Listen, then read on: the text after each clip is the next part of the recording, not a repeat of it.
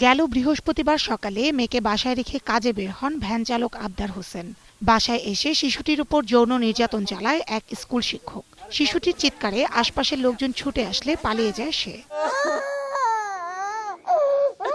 এলাকাবাসী বিক্ষোভ শুরু করলে সোমবার রাতে আটক করা হয় ওই স্কুল শিক্ষককে। মঙ্গলবার নারী ও শিশু নির্যাতন আইনে মামলা করে শিশুটির বাবা।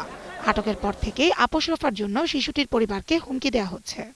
এই ঘটনা ঘটার পরে আমি মালিক মেম্বার মানে রানিং মেম্বার কাছে বিচারটা চাই। সেই বিচার করার জন্য আর কি সময় চাই। এই সময় নিয়ে খালি টানবাহানা করতেছে, সে বিচার করতেছে না। আর শুধু ওই পক্ষ থেকে খালি শুধু টাকা দিতে চাচ্ছে, টাকা দিয়ে এটা ধামাচাপা করতে চাচ্ছে। সঠিক একটা বিচার হওয়া দরকার, যাতে এই ধরনের কাজ আর এই কোন ধরনের লোক মানে না করে। অভিযোগ আছে এর আগেও বেশ কয়েকটি ঘটনায় টাকা দিয়ে পার পেয়ে গেছে ওই স্কুল শিক্ষক। দ্রুত বিচারের দাবিতে বিক্ষোভ অব্যাহত রেখেছে এলাকাবাসী। এর আগেও সে এরকম 2-3টা ঘটনা ঘটাইছে। আসলে সেক্ষেত্রে কোনো সুবিচার হয়নি। ফাঁসি দেওয়া উচিত, আমরা চাই ওর ফাঁসি হোক। মামলার তদন্ত শেষে বিচারিক প্রক্রিয়া শুরু হবে বলে জানিয়েছে পুলিশ। থানায় মামলা রুজু করা হয়েছে, মামলাটির তদন্ত অব্যাহত আছে। Desk report, 21 television.